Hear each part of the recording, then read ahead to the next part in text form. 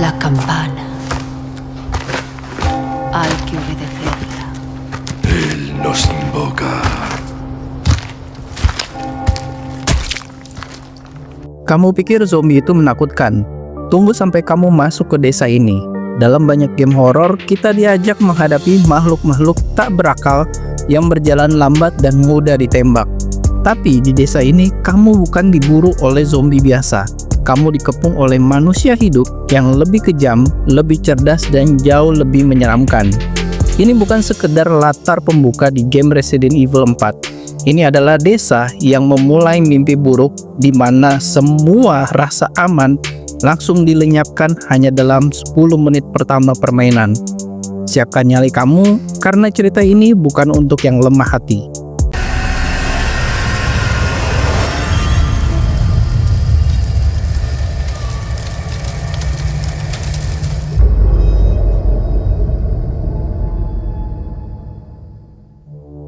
Desa ini tidak pernah disebutkan namanya secara resmi dalam game. Tapi justru ini yang membuatnya terasa nyata dan mengerikan, karena tidak diberikan identitas desa ini seperti cerminan tempat-tempat terpencil yang benar-benar bisa saja ada di dunia nyata. Disebut hanya sebagai pueblo, desa ini terletak di wilayah fiksi di Spanyol, jauh dari jangkauan dunia modern.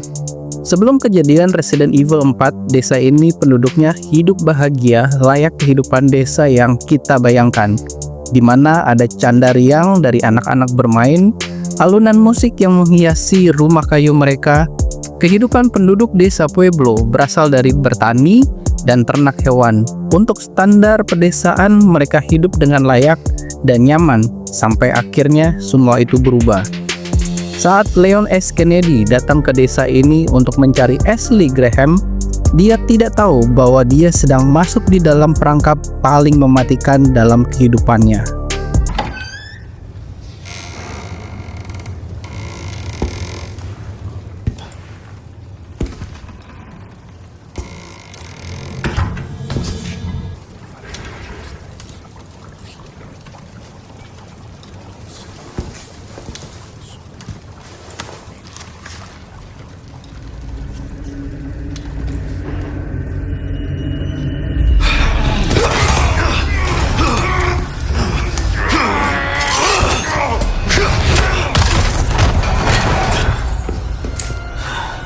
Salah satu momen paling legendaris dalam Resident Evil 4 adalah saat Leon baru tiba dan masuk ke alun-alun desa.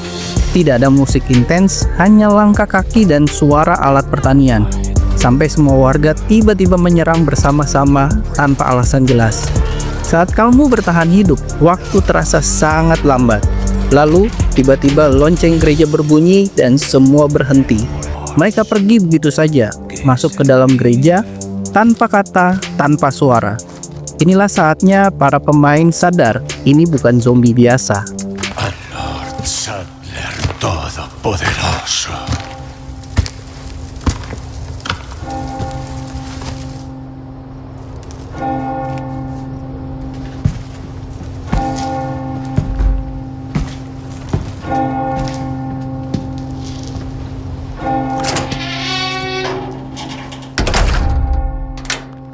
Penduduk desa di Resident Evil 4 bukan makhluk mati.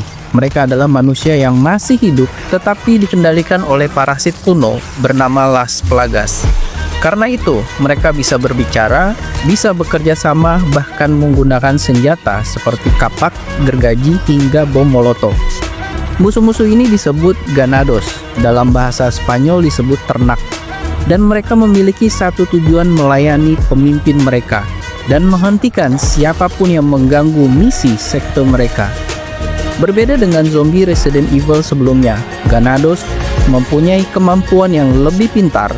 Mereka mengepung, menjebak, dan tidak segan mengorbankan diri. Sosok besar yang menjadi kepala desa adalah Viteres Mendes, seorang mantan pendeta yang kini menjadi kaki tangan sekte Los Illuminados. Tubuhnya besar, sorot matanya tajam, dan kekuatannya di luar logika. Dia juga terinfeksi Las Plagas, tapi parasitnya memberikan kekuatan super, termasuk kemampuan memanjangkan tubuh seperti makhluk Karachit. Dia menjadi salah satu boss fight paling ikonik dan menyeramkan di game ini.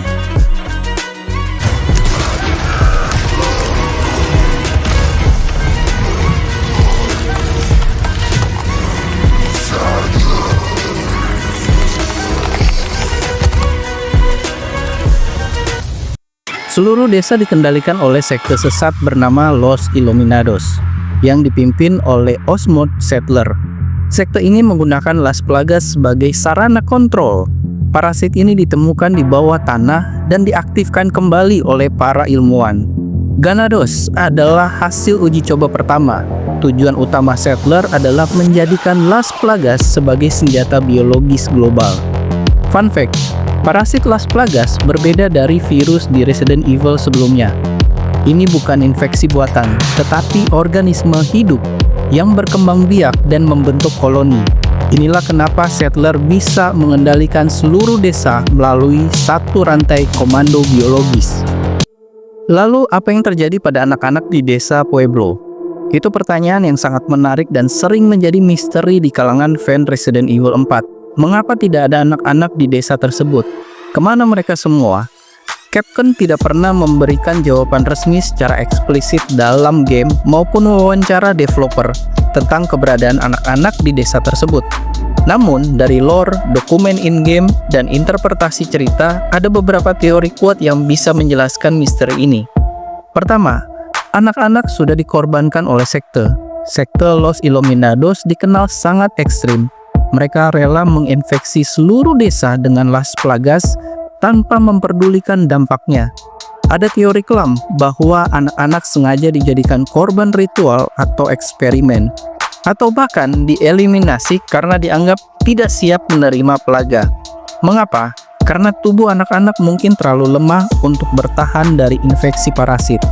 Maka, daripada membiarkan mereka gagal dan mempermalukan sekte, mereka lebih memilih melenyapkannya secara diam-diam. Kedua, masalah etika dan censorship.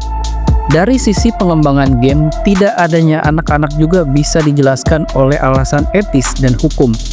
Game dengan kekerasan terhadap anak-anak sangat sensitif dan bisa dilarang di banyak negara. Menampilkan anak-anak sebagai musuh yang terinfeksi Las Plagas akan menimbulkan kontroversi besar, bahkan mungkin membuat game dilarang beredar. Karena itu, Capcom mungkin memilih untuk menghindari topik tersebut sepenuhnya, tapi tetap membiarkan jejak misterinya agar bisa menjadi bahan diskusi seperti ini.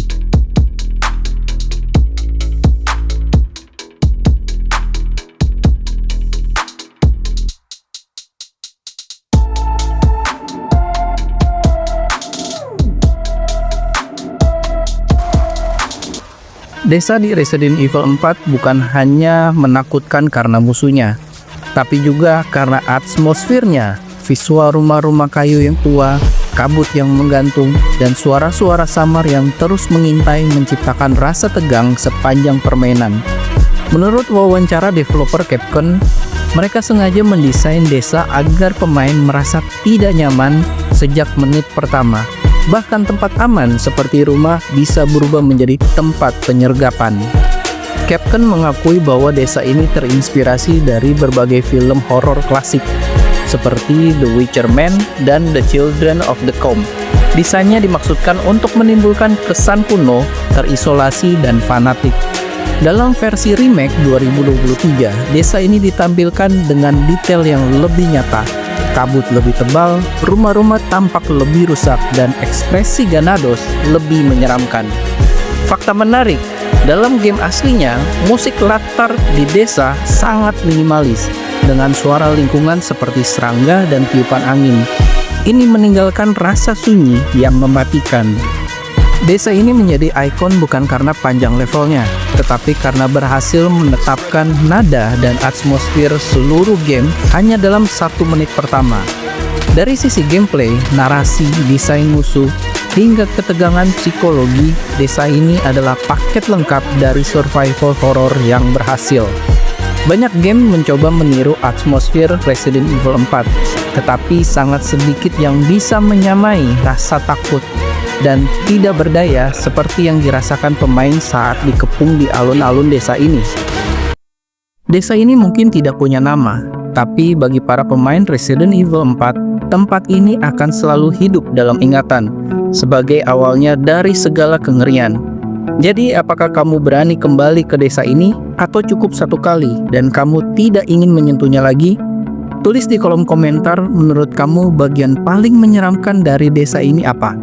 Lalu, apa yang terjadi pada desa Pueblo setelah Resident Evil 4? Kita akan bahas pada video berikutnya.